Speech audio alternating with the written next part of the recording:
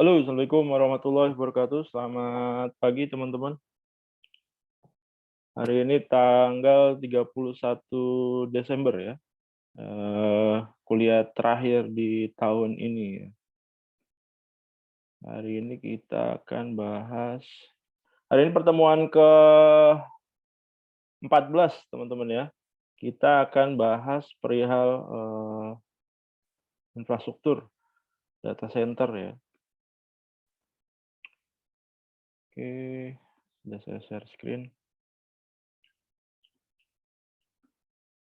Oke, ini pertemuan ke-14, minggu depan pertemuan yang terakhir ya, tahun depan, bukan minggu depan. Tahun depan pertemuan yang terakhir, pertemuan ke-15, kita akan review materi after mid-test ya, sampai sebelum UAS, mungkin minggu depannya lagi udah masuk periode ujian ya. Oke, ini pertemuan hari ini kita akan bahas perihal network for cloud computing. Buat teman-teman yang memang tugas-tugasnya masih kurang, segera diselesaikan teman-teman, karena udah masuk akhir semester gitu. Rugi banget kalau Anda nggak ngerjain tugas gitu ya. Apalagi Anda yang nggak ngikutin kuis itu udah rugi banget. Karena komposisi nilainya lumayan besar ya untuk tugas, kuis, dan kehadiran. Oke, ini bicara tentang network for cloud computing. Nggak banyak sih, cuma 24. Goals-nya bisa memahami klasifikasi umum dari data center, lingkungan data center, kemudian masalah jaringan dasar di data center, kemudian tantangan dan kinerja yang dihadapi oleh TCP/IP di jaringan data center, kemudian menjelaskan TCP yang baru dirancang untuk jaringan data center. Oke, ini klasifikasi data center ya. Teman-teman, data center itu diklasifikasikan berdasarkan 4 tipe, teman-teman. Nah, 4 tipe ini menentukan uptime dari data center tersebut. Uptime itu waktu live-nya lah. Waktu live-nya apa ya? Available time-nya lah. Jadi kira-kira kalau misalkan dalam 1 tahun dia downtime-nya berapa lama, dia matinya berapa lama gitu ya. Makin besar matinya dalam 1 tahun gitu ya, off-nya dalam 1 tahun, maka boleh jadi tiers-nya akan semakin berkurang gitu ya. Jadi klasifikasi data center ya ini dibagi berdasarkan 4 tier. 4 tier itu nih, yang tier pertama dia nggak ada redundant-nya, no redundant capacity component. Dia cuma single uplink. Jadi kalau teman-teman kemarin kejadian di gedung cyber tuh, ada Anda pakai salah satu layanan cloud, begitu dia mati gitu ya, begitu data center terbakar gitu, server kebakar, ya udah uptime-nya lama, teman-teman. Karena apa? Karena dia single uplink, nggak punya redundant. Kalau dia nggak pernah backup, begitu mati, begitu kebakar itu server, ya udah, data Anda wassalam gitu ya, data Anda hilang gitu aja gitu ya. Tapi kalau misalkan dia punya redundant, gitu ya, kalau dia punya redundant, maka yang terjadi apa? Yang terjadi begitu ada redundant, begitu ada problem gitu ya, begitu ada problem, masalah, dan kemudian layanan jadi terputus gitu ya, maka saat itu juga redundant itu bisa membackup. Jadi kalaupun ada downtime nggak lama, atau malah downtime-nya nggak berasa gitu ya, nggak berasa downtime. Karena apa? Karena waktu transisinya antara main dan backup-nya itu cepat sekali gitu ya. Nah, ini kalau non redundant, Anda jangan ngarapin backup gitu. Uptime-nya juga 99,671%. Jadi artinya apa? Artinya ada sekitar ada sekitar 0,4 sekian gitu ya. Itu potensi untuk off, teman-teman. Apalagi kalau terjadi force major kayak kemarin di gedung cyber ya, begitu dia kebakar ya udah hilang.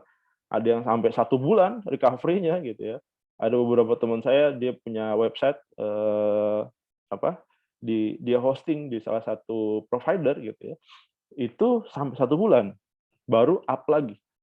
Udah gitu begitu up lagi juga nggak langsung stabil gitu ya teman-teman. Karena pasti ya, kalau dia server, pertama kali down gitu, down, begitu up lagi orang ngapain? Orang sibuk backup. Begitu up, kemudian datanya masih ada, orang pada sibuk backup. Yang terjadi apa? Traffic-nya besar. Jadi begitu 1 bulan mati, kemudian dia up lagi, aktif lagi, kemudian, setelah 1 bulan mati itu, teman saya nggak bisa langsung akses. Karena apa? Karena traffic-nya penuh.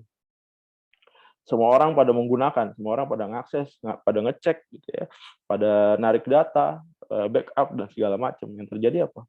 Yang terjadi loading-nya lama. Nah itu, berangsur mungkin sekitar 2 bulan ya, terakhir belakangan ini udah mulai, rada sedikit, ada ruang lah buat gerak ya, buat update atau buat backup gitu. Waktu pertama kali nyala, benar-benar memang sangat slow gitu ya, karena memang, semua user-nya dia aktif gitu. Kemudian yang kedua, ada tier 2 nih, tier 2 itu, dia punya tier 1 ditambah redundant capacity component. Jadi dia punya tier 1 gitu ya, dengan single uplink, dan server, ditambah 1 ada redundant capacity component. Uptime-nya lebih besar gitu ya. Kalau yang tier 1-nya itu 99,671, kalau tier 2-nya itu 99,741. Itu yang ada redundant. Kalau misalkan dimati, ada redundant-nya nih, server di tempat lain gitu ya. Kemudian ada juga tier 3 nih. Tier 3 itu adalah tier 1 ditambah tier 2, ditambah dual powered equipment dan multiple links. Jadi apa artinya teman-teman? Jadi artinya adalah, dia punya, include tier 1 dan tier 2 gitu ya, termasuk dengan redundant dan juga, dia, disupport oleh, backup power. Biasanya kalau Anda di server tuh ada 2 colokan teman-teman ya, ada main, ada backup. Main itu biasanya, sumber listrik 1 dan backup-nya sumber listrik 2. Jadi, biasanya line listriknya beda, teman-teman ya. Yang main 1 itu misalkan dari PLN gitu ya, satunya lagi dari, perusahaan listrik swasta lainnya gitu ya. Ataukah, perusahaan punya sumber listrik sendiri misalkan, entah itu dari genset atau dari apa gitu ya. Nah ini dia punya, dual power equipment, termasuk dan multiple link. Jadi link-nya itu nggak cuma 1 ya, akses IP-nya nggak cuma 1, jadi, dia sediain main dan backup.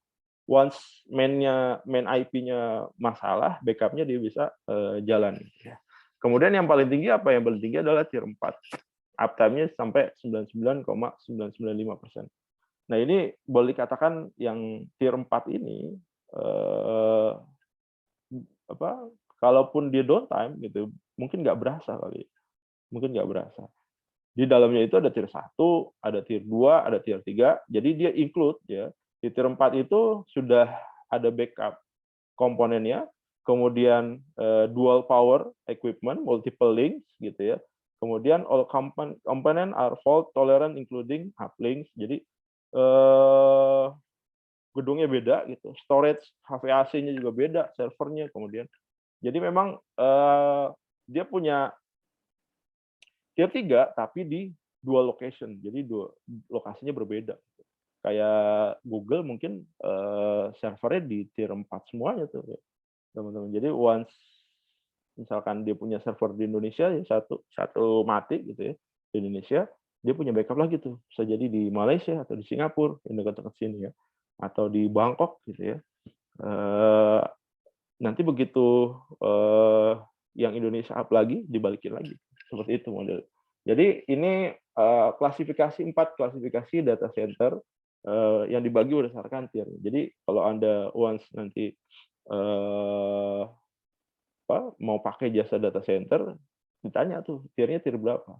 Biasanya nanti kalau, klasifikasi tiers itu bisa juga, ada tambahannya biasanya, lokasinya gimana gitu ya. Lokasinya ini rawan bencana atau enggak gitu ya, atau lokasinya ini memang, curah hujannya berapa persen gitu ya. Terus kemudian lokasi ini, diketahui orang banyak atau enggak. Biasanya makin tinggi tier-nya itu, data center-nya itu, semakin tersembunyi teman-teman. Jadi Kalau kita lihat dari luar nggak ada penampakan tuh data center. Lain Anda datang ke gedung cyber gitu, semua orang udah tahu di situ data center. Tapi kalau masuk ke tier 4, bisa jadi orang nggak tahu, di situ ada data center. Begitu masuk ke ruangan baru ngerti, wah ini data center. Gitu. Kayak cerita saya sebelumnya ya, teman saya yang ke Korea datang kunjungan ke data center. Gitu. Cost terbesar data center 45% adalah CPU, memori, dan storage. Ya, standar ya. Karena memang ini investasi yang besar, teman-teman. Itu makanya banyak perusahaan-perusahaan yang baru grow ataupun yang sudah existing gitu ya, daripada dia invest server yang sedemikian besar, lebih baik apa? Lebih baik dia outsource aja, dia sewa cloud aja udah gitu. Dia nggak perlu investasi server. Once misalkan servernya itu out of date gitu ya, atau kena virus ataukah crash gitu ya, maka dia nggak perlu pusing-pusing ya. Itu adalah urusan dari provider data center. Nanti si data center pasti punya alternatif gitu ya kalau ada masalah. Kayak kemarin kebakaran di gedung cyber, ya udah kita nggak usah pusing. Gitu. Kalau misalkan Anda masuk langganan data center di tier 4, jadi udah nggak usah pusing. Begitu dia kebakaran, pasti langsung naik gitu. Atau mungkin Anda nggak ngerasa sama sekali gitu. Saya nggak ngerasa tuh website saya mati gitu ya. Karena apa? Karena boleh jadi data center ada di tier yang besar. Tapi kalau misalkan data center Anda ada di tier yang 1, begitu mati, kebakar ya udah gitu. Pemulihannya nunggu server itu up lagi atau si provider data center atau provider cloud-nya itu sewa server lain gitu. Sewa di server lain, kemudian dia punya backup terakhir tanggal berapa? Seminggu yang lalu atau sebulan yang lalu, ya udah. Kalau misalkan sebulan yang lalu, maka ya udah diikhlasin aja, sebulan terakhir data Anda hilang, gitu ya. Makanya pilihan alternatif dari data center gitu ya, tiers data center itu juga mempengaruhi habit Anda untuk mengamankan data Anda. Kalau misalkan Anda sewa data center di tier yang 1, gitu, Anda harus rajin-rajin backup gitu ya. Sesering mungkin Anda backup. Jadi misalkan setiap sore dia backup gitu atau sehari backup 2 kali misalkan. Jadi begitu begitu ada masalah, once ada masalah kayak kebakaran kemarin di gedung cyber gitu ya, udah Anda tinggal sewa server lain aja gitu. Kemudian Anda upload-uploadin aja. Paling nanti ada downtime ya, downtime apa? Durasi Anda mengupload file-file yang memang Anda sudah backup sebelumnya. Paling seperti itu. Kemudian yang terbesar kedua adalah infrastruktur ya. Power distribusi, ya, cooling, ya, pendingin ruangan. Gitu. AC itu mahal tuh, AC centralized gitu ya. Itu lumayan mahal tuh, bisa ratusan juta sampai dengan miliaran. Kemudian power distribution juga besar juga ya, karena dia harus nyediain genset, harus ada genset listrik cadangan gitu. Kemudian harus ada UPS. Nah, UPS itu lumayan mahal juga. Biar apa sih kita menggunakan UPS? Biar biasanya gitu ya. Kalau kita masuk dari electricity dari PLN gitu langsung ke server kita, kendalanya adalah tegangan di PLN ini naik turun gitu. Kadang 220, kadang 230 gitu. Kadang 200, bahkan sampai ada yang 175 gitu. Kalau misalkan dia naik turun gitu, itu akan mempengaruhi kinerja dari server yang kita punya. Kalau misalkan dia turun jauh ya sampai 175, 160, maka boleh jadi umur server Anda akan semakin pendek ya, lebih lebih cepat matinya nanti.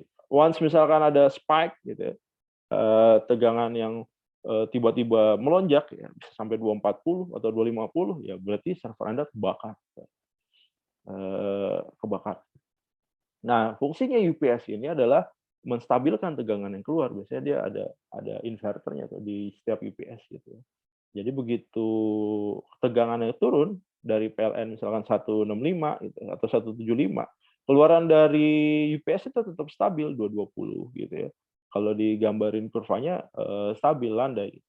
Tapi misalkan once misalkan ada tegangan spike gitu ya bisa sampai 240, 250 tegangan out dari UPS itu tetap stabil 220. Ampere berapa ampere.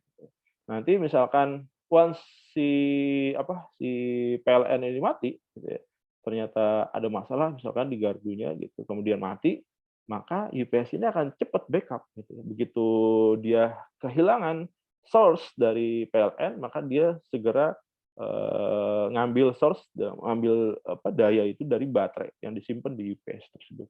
Dan itu bisa bertahan sekitar 1 jam, bisa lebih dari 1 jam lah. Nah, lebih dari 1 jam itu Anda bisa pakai alternatif, misalkan Anda hidupkan genset gitu ya. Nanti begitu gensetnya nyala, kemudian tinggal di-switch aja tuh di UPS itu ada pilihannya gitu ya. Source electricity-nya ngambil dari mana? Dari PLN atau dari genset. Nah, kalau PLN mati udah switch aja langsung ke genset gitu ya.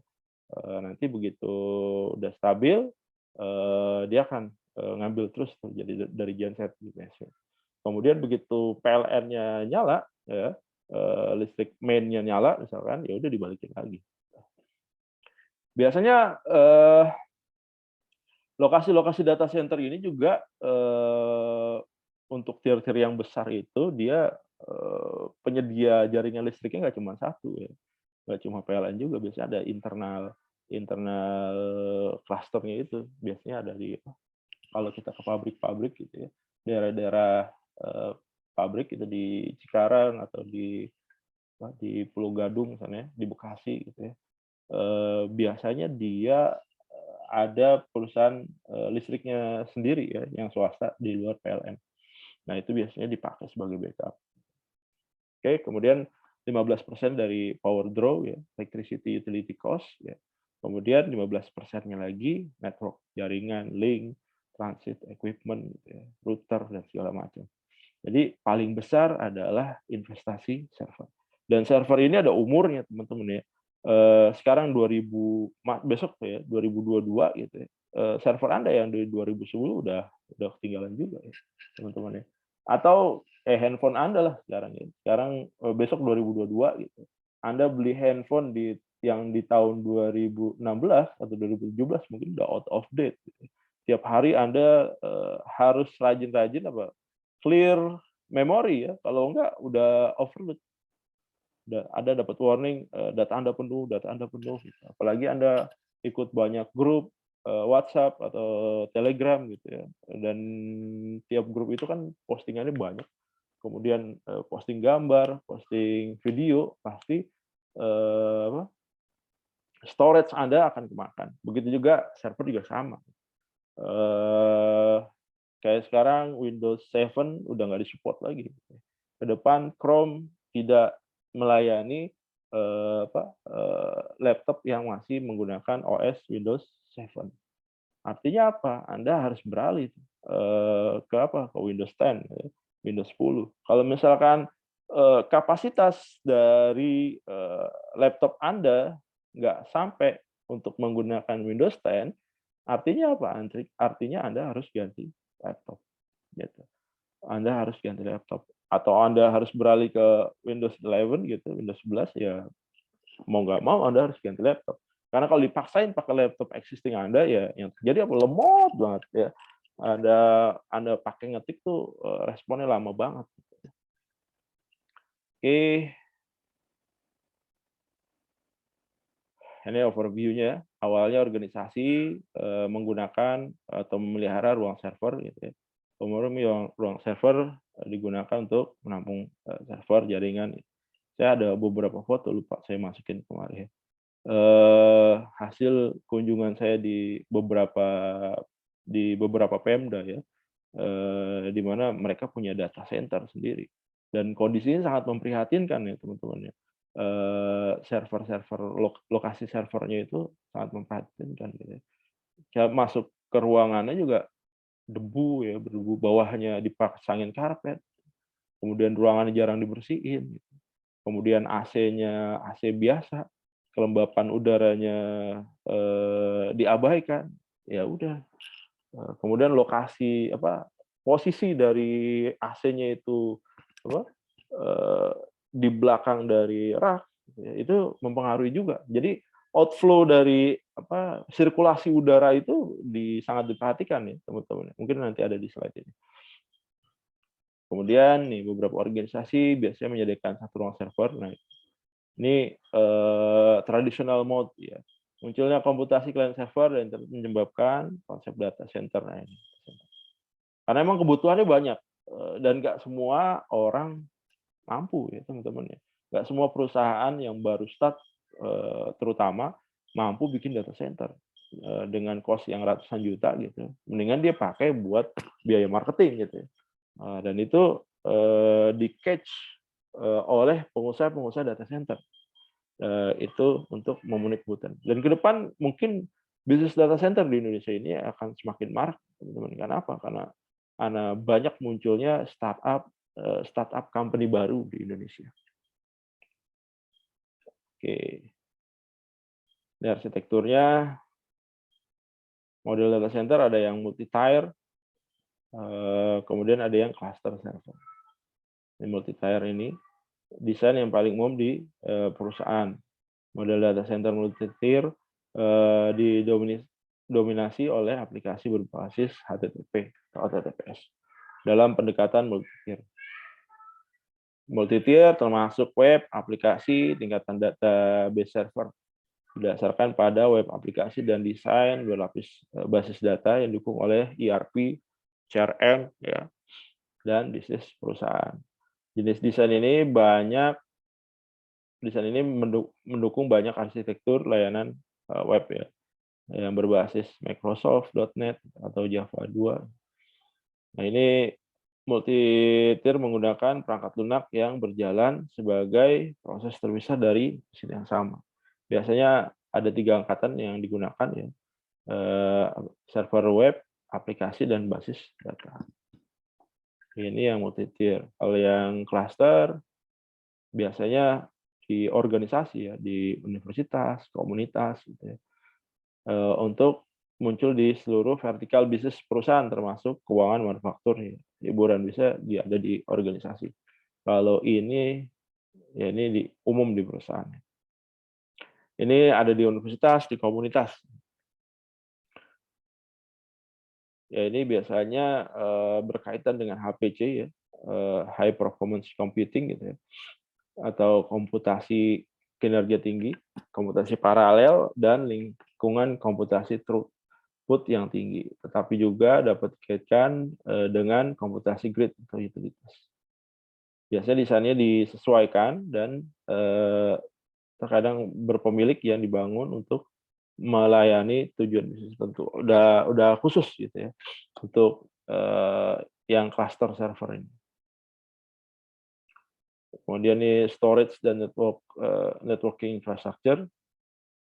Ini data center memerlukan 4 jenis akses jaringan yang berbeda. Yang pertama ada jaringan client server, yang kedua jaringan server-server, yang ketiga jaringan penyimpan server, atau yang 4 jaringan lain seperti jaringan yang dibutuhkan untuk mengelola data center. Nih kalau jaringan client server ada konektivitasnya antara eksternal ke data center, biasanya pakai Ethernet cable. Mungkin Anda pernah ngalamin nih, narik kabel Ethernet gitu ya, terus colok di laptop Anda. Biasanya nih lokal aja ya, pakai LAN.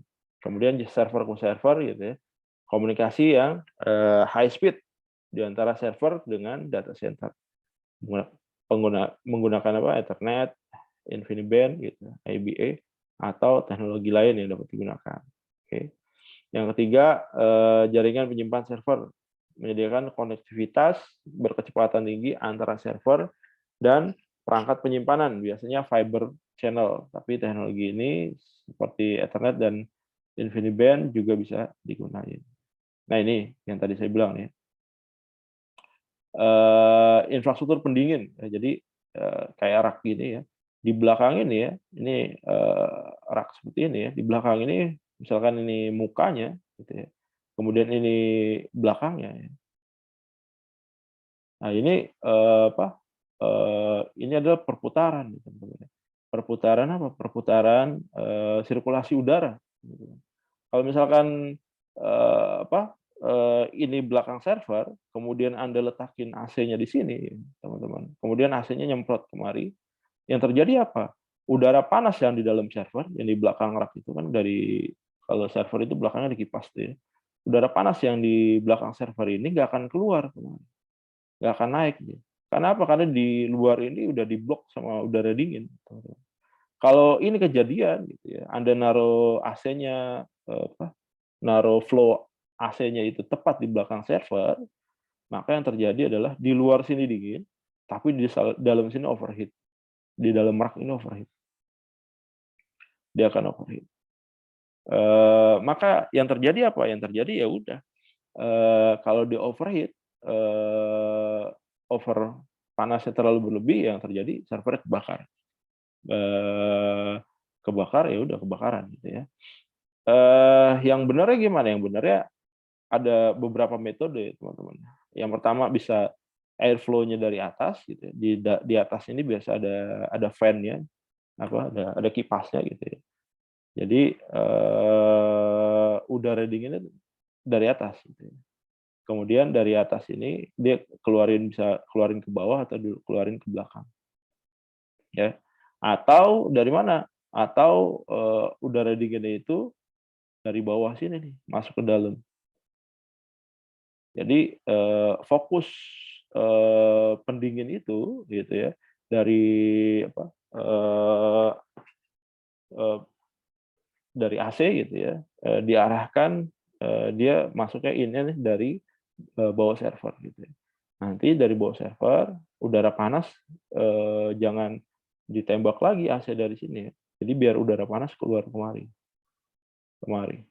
Nanti kalau misalkan AC-nya dari bawah, kemudian udara panasnya keluar, maka suhu paling tinggi itu ada dibuang ke atas. Dibuang ke atas. Dia akan sirkulasi muter. Jadi atau bisa dari depan rak, cuma jarang juga ya dari depan rak.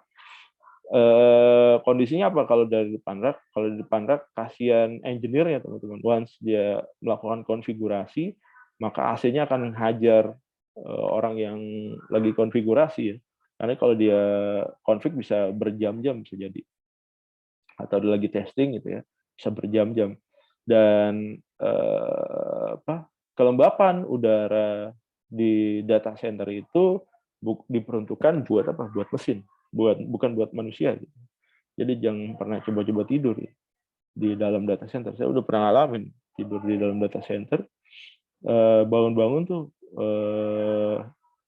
kedinginan banget, sampai menggigil. Jadi peruntukannya di dalam data center. Oke. Kemudian kelembapannya juga sangat kering ya teman-teman ya, nggak lembab, kering. Ada pengukuran berapa ukurannya gitu ya, kelembapan udaranya. Tujuannya apa? Tujuannya supaya apa? Supaya server-server yang ditempatkan di dalam rak ini nggak mengembun, nggak ada kandungan airnya ya. Tapi kalau misalkan di server itu ada kandungan airnya, once kena electricity jadi short juga, teman-teman. Atau kalau nggak short, dia mengandung air gitu ya, itu akan membuat korosi juga. Korosi apa? Korosi dari server. Nah itu juga membahayakan. Jadi flow-nya seperti itu. Oke, ini adalah nature dari traffic di data center gitu. Traffic di data center diklasifikasikan menjadi 3 jenis. Ada mice traffic, ada cat traffic, ada elephant traffic ya. Mice traffic ini query berbentuk mice, misalkan pencarian Google dan pembaruan Facebook, mayoritas traffic dari DSN adalah traffic query. Anda browsing sesuatu, misalnya di Google cari sepatu Nike gitu ya, udah itu query. Atau volume transmisi datanya biasanya lebih sedikit. Kemudian yang kedua, cat traffic, status control dan pesan koordinasi membentuk traffic cat, misalkan unduhan file, gitu ya. Anda download, gitu ya. Biasanya ukurannya kecil dan menengah. Atau yang ketiga, elephant traffic, pembaruan besar, gitu, update software, atau Anda download download movies ya, film yang berapa giga gitu ya. Ini ya elephant traffic besar gitu. Biasanya di kantor-kantor diatur nih. Siapa yang dapat miss traffic ya, siapa yang dapat cat traffic, siapa yang dapat elephant traffic. Gitu ya. Nggak semua karyawan dapat elephant traffic. Ya. Karena apa? Kalau dia dapat elephant traffic, full nanti capacity yang Anda punya. Karena apa? Semua orang download. Gitu ya. Di kantor saya yang lama tuh tiap bulan IT-nya kasih notifikasi gitu ya. Orang-orang yang download over dari capacity maka dia akan dapat surat peringatan berupa email. Anda misalkan bulan ini menggunakan data sekian giga dan itu sudah melampaui batas.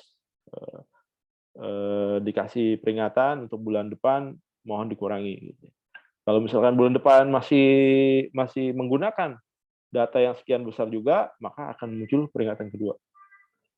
Bulan depannya lagi masih ngulangin gitu, makin tambah besar gitu ya, maka akan terjadi ban. Ditutup akses networknya. Sampai apa? Sampai dapat approval dari atasannya. Nanti kan dari atasannya ngasih justifikasi ini karyawan ini kenapa menggunakan data besar? Oh, dia perlu beberapa software misalkan. Nah, itu yang digunakan dia harus download misalkan. Nah, itu nggak ada masalah, nanti dibuka lagi. Tapi kalau misalkan si karyawan tersebut memanfaatkan untuk download film, biasanya kan gitu kan. Karyawan Anda mungkin saya juga datang ke kantor pagi-pagi gitu, buka link movies gitu ya. Kita download tuh dari pagi. Dari pagi kita download sampai kerja sampai sore belum selesai, tinggal besok paginya udah jadi. Tinggal kita pindahin aja ke hard drive ya. Ke drive kita. Kemudian download lagi ulang. Nah, itu yang jadi masalah ya. Elephant traffic. Biasanya kalau di kantor-kantor elephant traffic ini kelasnya ya direksi itu didapat. Atau bisa jadi engineer yang memang bertugas atau engineer ini perlu banyak kebutuhan data ya. Bisa dikasih gitu. Atau kelasnya cat traffic gitu ya. Bisa ngunduh-ngunduh ukuran kecil. Kalau bisa kalau misalkan yang nomor 1 dan nomor 2 ini mayoritas mayoritas role di kantor ya dia dapat yang standar ya, traffic atau cat traffic. Kalau elephant traffic belum tentu. Ada beberapa kantor misalkan dia download over dari capacity gitu ya. Pertama accept gitu ya. Kita download tapi begitu nyampe berapa mega langsung dia cut otomatis. Jadi percuma aja ya buat download. Ini nature traffic di data center ya, data center traffic. Traffic type-nya kalau miss traffic itu ada di bawah 100 kilobyte. Gitu ya. Kalau cat traffic itu antara 100 kilobyte sampai dengan 5 mega, 5 MB gitu. Atau elephant traffic di atas 5 MB. Biasanya kalau movie itu bisa sampai giga ya, teman-teman ya. 1 giga atau 200 mega gitu. Tergantung dari kualitas dari filmnya. Oke.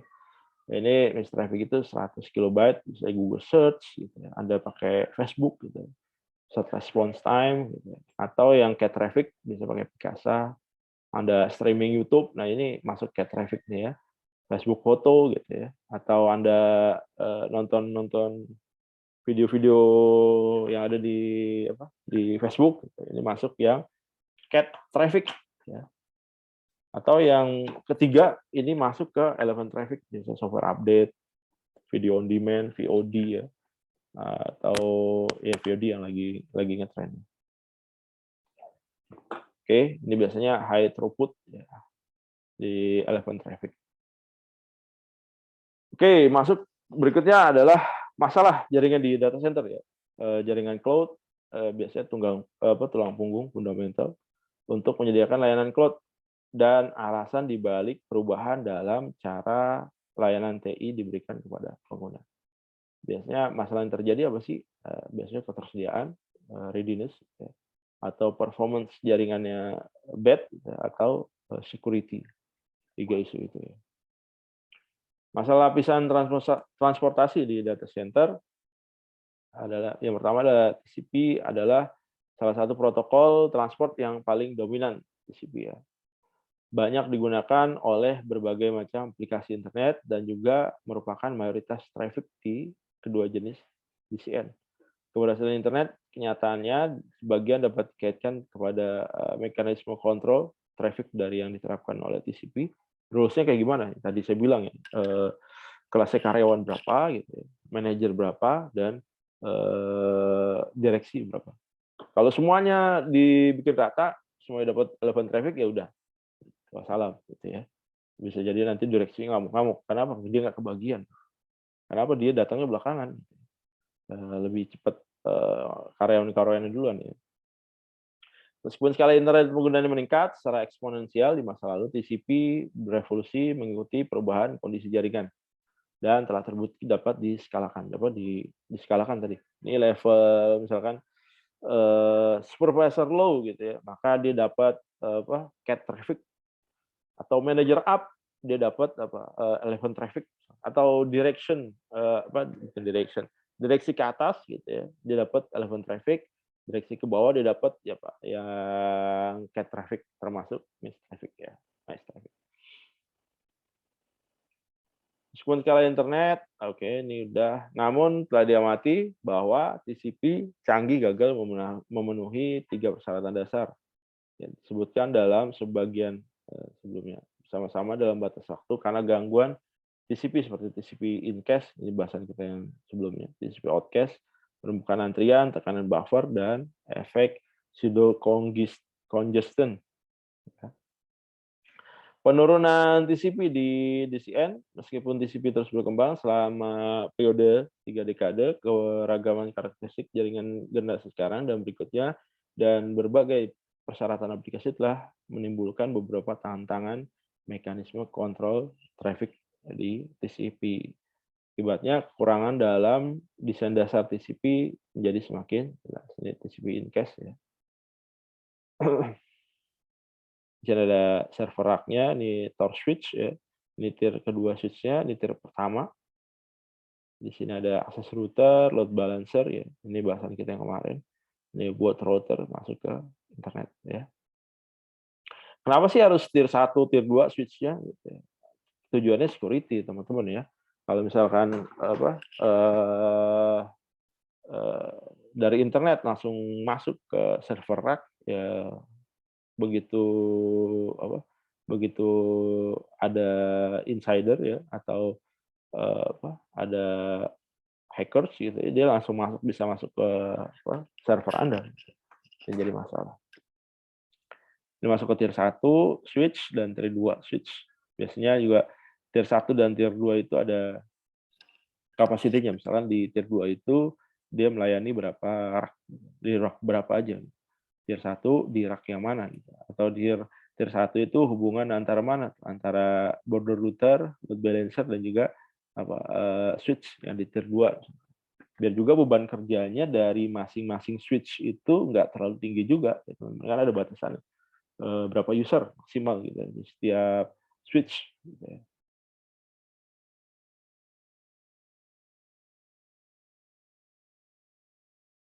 Oke, kemudian in-cache. Ini pola komunikasi banyak ke satu, jadi ini agregator gitu ya. Turun ke agregator, nanti dibatasin, baru masuk ke worker. Worker-nya yang mana nih? Ini grup yang mana nih? Ini grup yang supervisor lo gitu ya. Ini grup manager gitu, atau ini grup direksi ya. Soalnya ya, dibeda-bedain. Ya.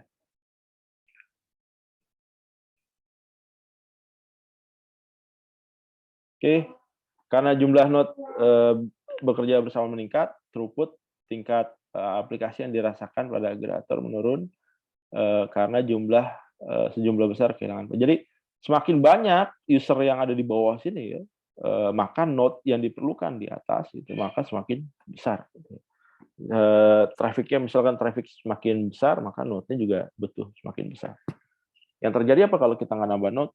Yang terjadi ya banyak instruction atau query-query yang bisa gagal gitu ya. Anda query apa, ternyata responnya adalah fault, atau error gitu. Itu biasanya penyebabnya yang akses terlalu besar, terlalu banyak, kemudian node-nya nggak sesuai dengan jumlah visitor. Makanya kalau Anda nyewa nyewa nyewa cloud gitu, nyewa storage gitu ya di cloud, Anda mesti tahu juga tuh dropnya berapa besar itu. Kira-kira bisa nampung traffic Anda atau enggak. Kalau kalau misalkan nggak bisa ya sayang juga nanti bisnis Anda nggak running juga ya di digital. Oke. Ya, ini TCP Outcast. Ini gambaran seperti ini ya, TCP Outcast. Ini paket from port A, ini from port B ya. Ya paket arrival-nya. Kemudian di sini ada queue-nya, queuing-nya. Kemudian ini paket the queue. Nah, ini ada common output from port C ya. Ada juga tadi TCP incast, outcast, kemudian ada queue build up. Sifat aplikasi cloud yang beragam, MIS, CAT, dan Elephant gitu ya, hidup berdampingan di data center. Sifat traffic Elephant yang tahan lama dan banyak ya, karena serakah. Mendorong jaringan ke titik traffic yang ekstrim, memenuhi buffer bottleneck. Ya, kalau bottleneck ya udah. Terus ada error fault-nya di switch, biasanya merah yang kedip-kedip gitu ya. Kalau nggak ada bottleneck, ya hijau aja lancar. Kemudian ketika MIS dan traffic elephant melintasi rute yang sama, kinerja MIS dipengaruhi secara signifikan karena adanya traffic elephant. Jadi kemudian ini ada dua cara di mana kinerja MIS menurun karena adanya traffic elephant. Yang pertama, karena sebagian buffer ditempati oleh traffic elephant, ada kemungkinan besar bahwa paket-paket MIS traffic itu semakin turun. Jadi query-nya Anda lemot gitu. Anda query googling aja Anda lemot, atau Anda buka Facebook lemot. Bisa jadi jaringannya lagi penuh gitu. Dipenuhi oleh siapa? Orang-orang yang download film. Biasanya gitu dulu di kantor lama, kalau misalkan wah nih penuh, lemot banget nih jaringan ini gitu ya. Ya udah dicek aja tuh siapa yang pakai. Ternyata anak-anak yang shift malam gitu ya, dia ninggalin downloadan sekian besar gitu. Yang pagi nggak bisa kerja. Yang harus dilakuin apa ya udah servernya mereka di restart aja, PC-nya di restart aja. Biar downloadnya berhenti. Ya. Paket MIS bahkan ketika tidak ada yang hilang mengalami peningkatan pendanaan antrian karena mereka berada dalam antrian di belakang paket traffic elephant. Jadi traffic elephant di depan, biasanya di belakang. Masalah ini disebut sebagai penumpukan antrian. We build up mengurangi penumpukan antrian. Masalah penumpukan antrian hanya dapat diselesaikan dengan meminimalkan penggunaan antrian di saklar di switch DCN data center. Sebagian besar varian TCP yang ada menggunakan pendekatan reaktif terhadap traffic control, yaitu mereka tidak dapat mengurangi tingkat pengiriman kecuali jika paket yang ditemukan dan karenanya gagal meminimalkan penggunaan antrian. Jadi kalau misalkan yang depannya belum deliver ya di belakangnya ngantri. Depannya error ya udah belakangnya nggak jalan-jalan gitu ya. Sama aja kayak jalanan, depannya macet, depannya berhenti, Anda nggak bisa jalan juga. Pendekatan proaktif sebaliknya diinginkan untuk meminimalkan banyaknya traffic, mengatasi masalah penumpukan antrian. Pseudo congestion effect ya. Ketika lebih banyak VM virtual machine berjalan pada mesin fisik, latency penjadwalan hypervisor meningkatkan waktu tunggu setiap VM untuk mendapatkan akses ke prosesor. Latency ya waktu tunggunya itu penjadwalan hypervisor bervariasi dari mikrodetik ya. Mikrodetik nggak berasa ya, sampai kepada ratus milidetik. 100 milidetik artinya apa? Artinya udah hitungan second gitu ya. Karena udah hitungan second, berapa 1 detik, 2 detik, 5 detik, 10 detik gitu. Menyebabkan penurunan jaringan tidak dapat diprediksi ya RTT. Dan dengan demikian mempengaruhi stabilitas dari throughput dan sebagian besar meningkatkan penundaan ke simpul-simpulnya gitu ya.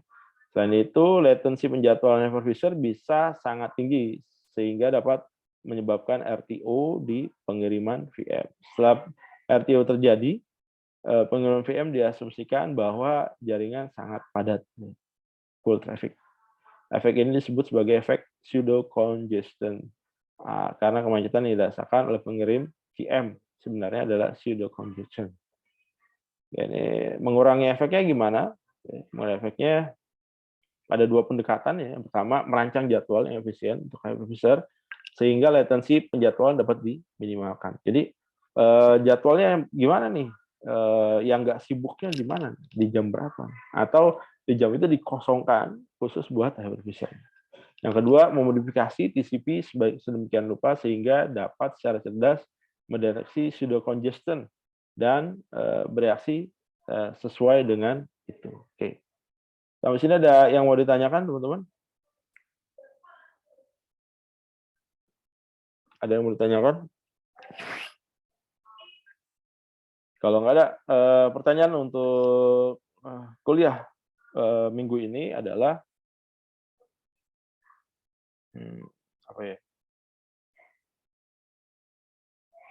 Semakin tinggi nilai tier dari sebuah data center, maka performanya semakin apa nih? Kalau semakin tinggi nilai tier, maka performanya semakin apa? Performance layanannya dari data center itu semakin seperti apa?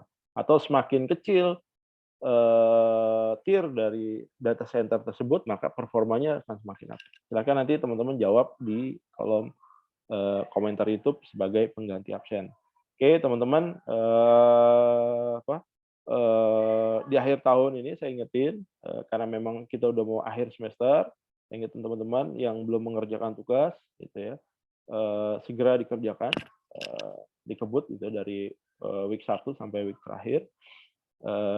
Saya khawatir Anda nggak lulus nanti, kalau misalkan Anda nggak ngerjain tugas. Yang kedua, kuisnya, kuis minggu ini sudah dibuka, gitu ya. Segera dikerjakan, jangan tunggu-tunggu besok ya. Nanti kalau tunggu-tunggu besok Anda lupa, jadi ketinggalan lagi.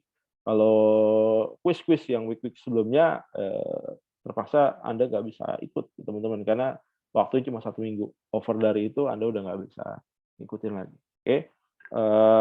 Untuk teman-teman yang ketinggalan kuis, ya banyak ketinggalan kuis, ya saran saya maksimalkan potensi di UTS dan UAS, teman-teman. Kalau Anda UTS dan UAS-nya yang memungkinkan adalah UAS nih, ya, karena UTS-nya udah lewat. UAS-nya harus dimaksimalkan nilainya, kalau perlu 100. Kalau Anda gagal di UAS, gitu ya, dan Anda nggak pernah ngerjain kuis, maka boleh jadi potensi Anda nggak lulus juga ya, semester ini. Apalagi Anda udah semester 7 ya, udah harus waktunya Anda buat skripsi, misalkan. Nggak lucu juga skripsinya jadi, ternyata Anda nggak lulus kuliah ini gitu. Jadi sayang teman-teman ya. Oke, saya nilainya apa adanya, nggak saya besarkan atau nggak saya kecilkan juga nilai Anda, sesuai dengan performance Anda dari beberapa indikator, dari nilai kuis, nilai tugas, kemudian nilai UTS, dan nilai UAS, termasuk absensi. Itu aja yang bisa saya sampaikan. Terima kasih teman-teman atas perhatiannya. Selamat pagi. Assalamualaikum warahmatullahi wabarakatuh. Waalaikumsalam warahmatullahi wabarakatuh. Makasih, Pak. Makasih, Pak. Oke.